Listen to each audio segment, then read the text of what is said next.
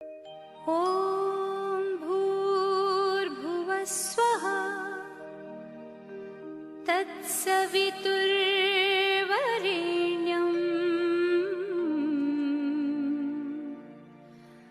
भर्गो देवस्य धीमहि धियो यो नः प्रचोदयात्। ॐ भूर्भुवः स्वः तत्सवितुर्वरेण्यं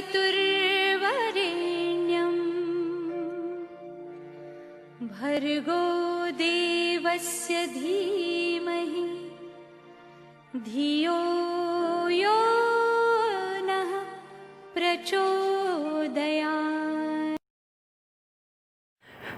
Namaskar students, again we have start chapter number 4, banking and monetary policy. As we know, this chapter divided into two parts, banking and monetary policy. In banking, I have already taught evaluation of bank and banking system, meaning of bank and its classification, and meaning and functions of commercial bank. Now today I will going to teach you meaning and functions of central bank, means RBI. In India, central bank being known as Reserve Bank of India, its short form is RBI. Okay, so this chapter belong to banking and banking facility and we have to learn properly.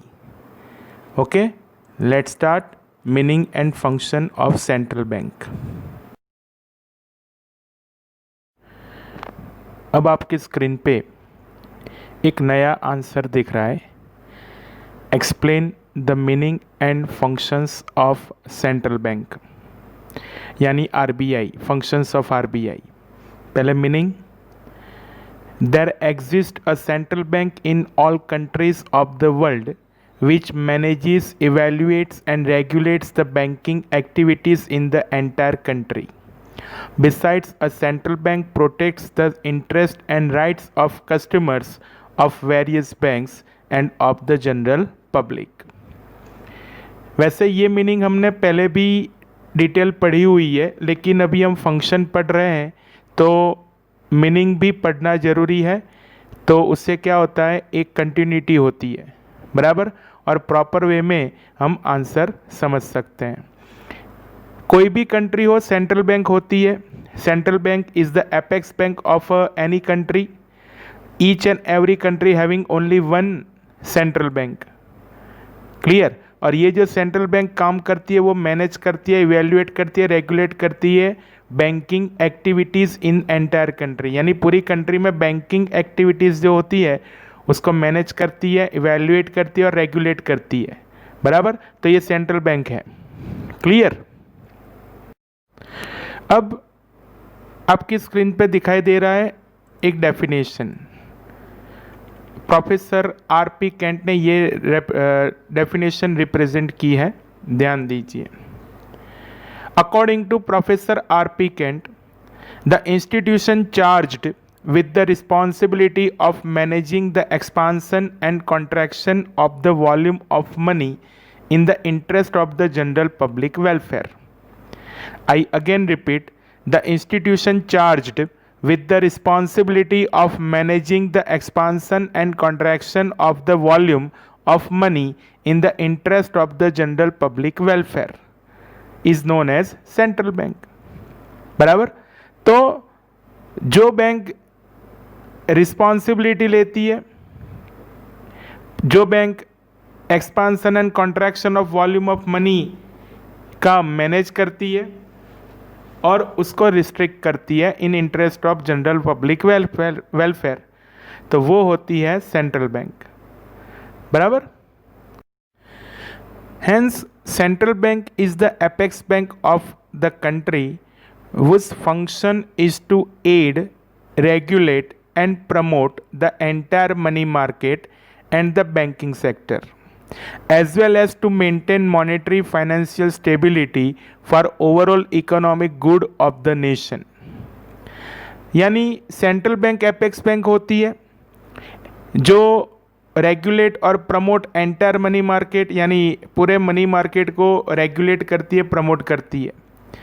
Money market जो होता है यानी उसके अंदर दो type के money market आते हैं, organised and unorganised. Organised money market यानी जो बैंकिंग सेक्टर है वो सारे उसके अंदर इंक्लूड होंगे, और जो अनऑर्गेनाइज्ड मनी मार्केट है तो उसके अंदर अलग अलग बैंकर्स लोग आते हैं, श्रॉफ लोग आते हैं, बराबर, मनी लेंडर्स आते हैं, वो लोग इसके अंदर इंक्लूड होते हैं। However RBI have hold on organised money market, लेकिन जो भी मनी मार्केट होता है उसको एड यानी हेल्प भी प्रोवाइड करती है और रेगुलेट भी करती है, प्रमोट भी करती है, जिससे पूरी कंट्री का एक मॉनेटरी और फाइनेंशियल स्टेबिलिटी क्रिएट होता है, जो इकोनॉमिकली बहुत अच्छा रहता है कोई भी नेशन के लिए, बराबर। Now the central bank in India is known as Reserve Bank of India and its short form is RBI. RBI was established on 1st April 1935 with private paid up capital of rupees 5 crores. RBI was nationalized on 1st January 1949. RBI also supervises and regulates the entire banking sector as well as formulates the monetary policy of India. तो ये India की central bank RBI जो establish हुई 1 अप्रैल 1935, जिसका nationalisation हुआ 1 January 1949। ये हमको ध्यान रखना, अगर वीएसक्यू एमसीक्यू में पूछते हैं तो हमको पता चलना चाहिए। ब्रिटिश रूल था तब ब्रिटिशर्स ने इंडिया में, बराबर, ये आरबीआई एस्टैब्लिश की थी जो अभी हम इसके अंदर देख रहे हैं। और 1 अप्रैल 1935, बराबर, जब इंडिया में आरबीआई एस्टैब्लिश हुई, then 1 January 1949 the RBI will going to was nationalised, बराबर। तो नेशनलाइज होने से क्या हुआ, गवर्नमेंट ने आरबीआई को अपने हाथ में ले लिया। दैट मीन्स उसका पूरा, बराबर, मैनेजमेंट और जो भी है, बराबर, वो गवर्नमेंट ने अपने पास ले लिया। तो इस तरीके से इंडिया में सेंट्रल बैंक स्टार्ट हुआ, बराबर, सेंट्रल बैंक का एस्टैब्लिशमेंट हुआ। अब आपकी स्क्रीन पे दिखाई दे रहा है functions of central bank, means into bracket करके मैंने लिखा है आरबीआई। फिर से बता रहा हूँ, फंक्शंस ऑफ आरबीआई पूछते हैं तो भी हमको यही लिखना है। देख रहे हो स्क्रीन पे, there are 2 types of functions for central bank. First is monetary function and second is non monetary function. For monetary functions there are 5 points. First one currency issue, second one bankers to the government, third one bankers bank, fourth one credit control, and fifth one custodian of exchange reserves. These are the monetary functions. And the non-monetary functions, there are three number of points, and some individual points are included in number 4, others. Okay. First point, regulatory and supervisory function. Second, promotional function. Financial inclusion and development, this is the third point, and the last one, others. तो इस तरीके से functions of central bank हम पढ़ेंगे, ठीक है। अब आपकी स्क्रीन पे monetary functions of central bank हम स्टार्ट करेंगे। First point, currency issue. RBI has the sole right to issue notes of denominations starting from rupees 2 and above. Currency note of rupees 1 and all currency coins are issued by the Financial Ministry of Government of India, but the distribution of 1 rupee notes and currency coins is done by the RBI as an agent of the Government of India. India में जो currencies है वो currency issue करने का जो responsibility है वो share किया हुआ है गवर्नमेंट एंड आरबीआई ने।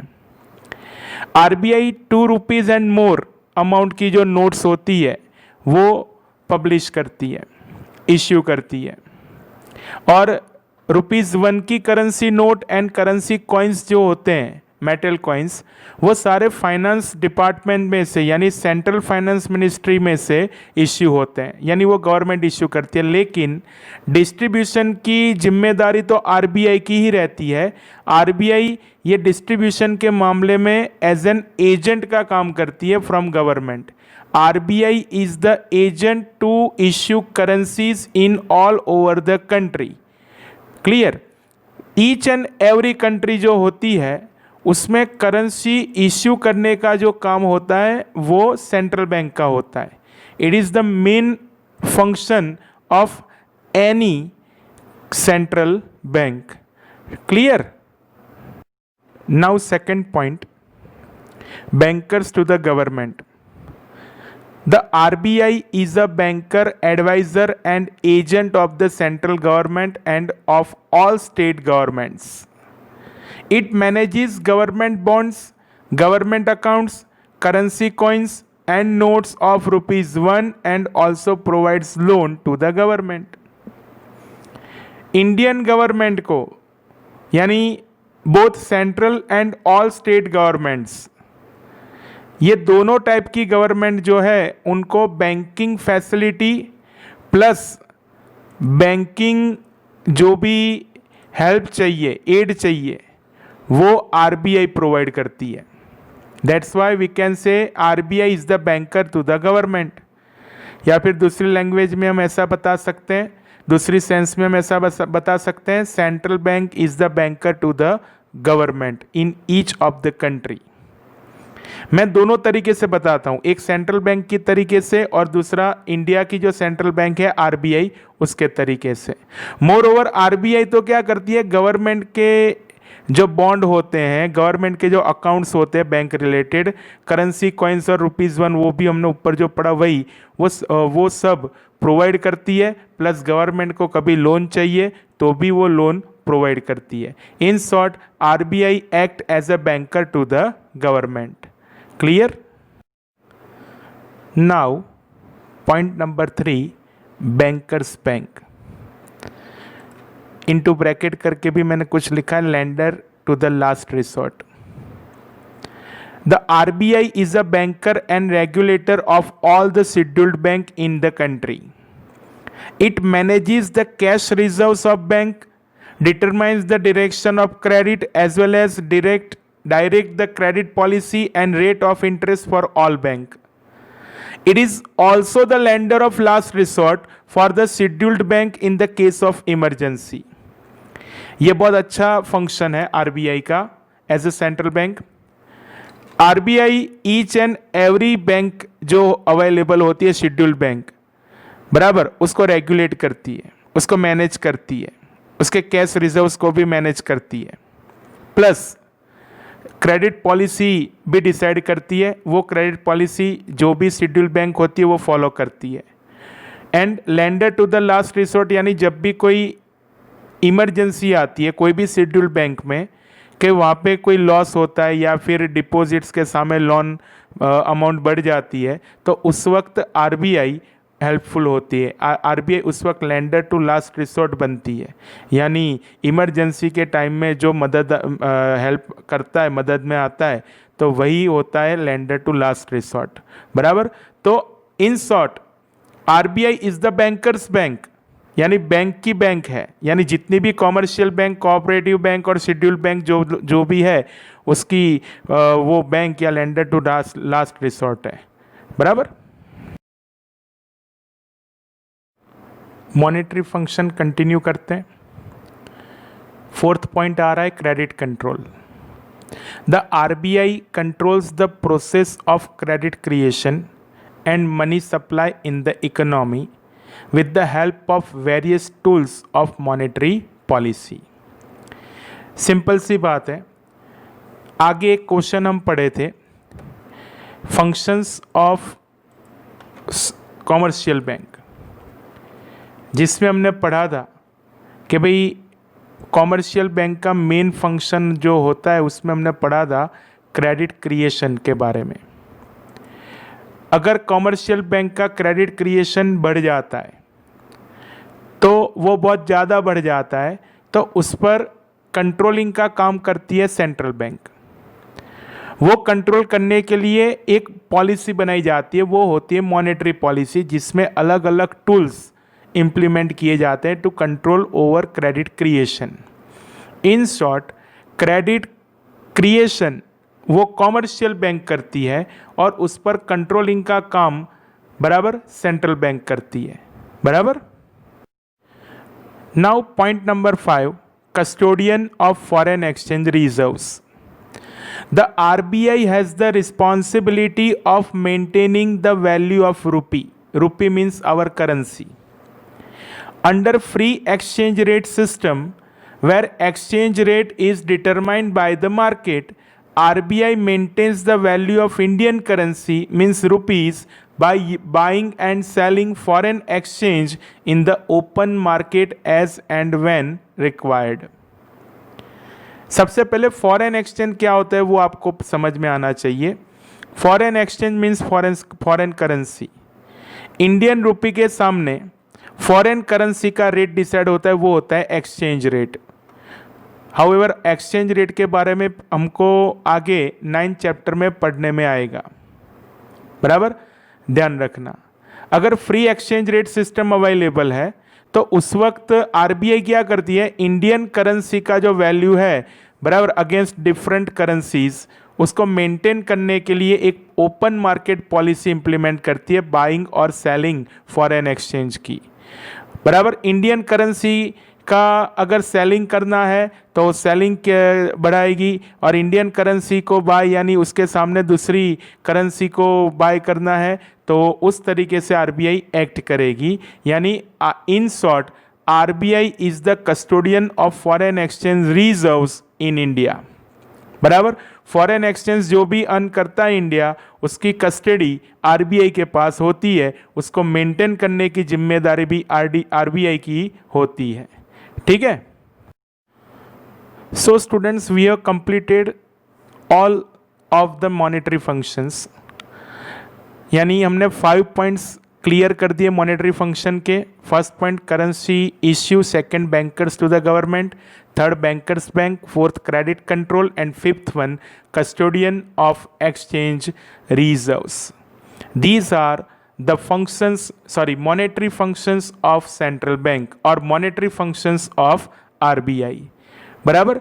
तो monetary function की जो भी डिटेल है वो मैंने कंप्लीट की। अब आगे नाउ, अब आपको स्क्रीन पे दिखाई दे रहा है non monetary functions. Monetary functions complete कर दिए। अब non monetary function, there are 4 number of non monetary functions, जो सारे आपको अभी मैं 1 by 1 एक्सप्लेन करूंगा। First point, regulatory and supervisory function. RBI supervises the functioning of the entire financial and money market, which include branch expansion and methods of working of scheduled banks, working of non-banking finance companies and of cooperative bank. In short, RBI का जो non monetary function में first point है regulatory and supervisory function, जिसमें जितनी भी bank available होती है पूरे कंट्री में, वो बैंक का ब्रांच एक्सपांसन से लेके उनकी मेथड ऑफ वर्किंग एंड जो भी उनको बैंकिंग फैसिलिटीज़ में काम प्रोवाइड करना होता है, वो पूरा का पूरा बराबर आरबीआई सुपरवाइज भी करती है, रेगुलेट भी करती है। तो ये नॉन मॉनेटरी फंक्शन हुआ, बराबर। RBI supervises and regulatory the functions of all the banks in country, बराबर। Now point number 2, promotional functions. Even today there are many people in India who do not hold a bank account. They depend on unorganized money market for their credit needs. make business related payments in cash rather than the checks, owing to which it is difficult to know the exact value of transaction taking place in the country, and it becomes difficult to ascertain the exact value of money or arrive at the actual figure of national income. Hence, RBI tries to create banking awareness among people, encourages branch expansion in rural areas, and promotes setting up of cooperative banks in the interest of the people. आज India में बहुत सारे लोग ऐसे हैं जिनका bank account नहीं है। जिनका बैंक अकाउंट नहीं है वो सारे अनऑर्गेनाइज्ड मनी मार्केट पे डिपेंडेंसी रखते हैं, तो वो अपने ट्रांजैक्शन में ज़्यादा से ज़्यादा कैश का यूज़ करते हैं, चेक और जो कुछ भी बैंक इंस्ट्रूमेंट होते हैं उसका यूज़ नहीं करते हैं, और उनके वो कैश ट्रांजैक्शन से पूरी कंट्री में जो प्रॉपर मनी का वैल्यू है उसका एग्जैक्ट फिगर पता नहीं चलता है, यानी उसके साथ साथ नेशनल इनकम का भी एग्जैक्ट वैल्यू नहीं मिलता है, प्रॉपर वे में कैसे ट्रांजैक्शन हुआ वो भी पता नहीं चलता है। तो इससे क्या होता है कि भाई प्रॉपरली बैंकिंग सिस्टम कैसे चल रहा है उसका पूरे तरीके से पता नहीं चलता है। इसके ऊपर से आरबीआई ये भी ट्राई करती है कि रूरल एरिया में ज़्यादा से ज़्यादा बैंक की ब्रांचेज ओपन हो, और रूरल एरिया यानी आपको पता होना चाहिए आरआरबी डेवलप की जाती है। RRB means regional rural bank, बराबर, और कोऑपरेटिव बैंक को भी डेवलप किया जाता है इन interest of people.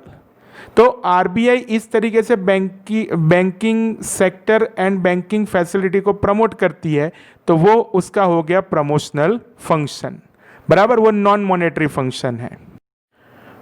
Point number 3, financial inclusion and development.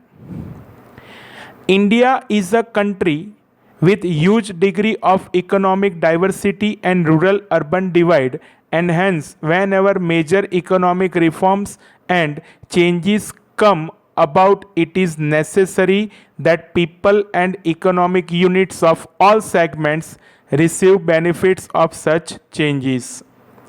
For such inclusion, RBI continuously makes efforts in the banking sphere.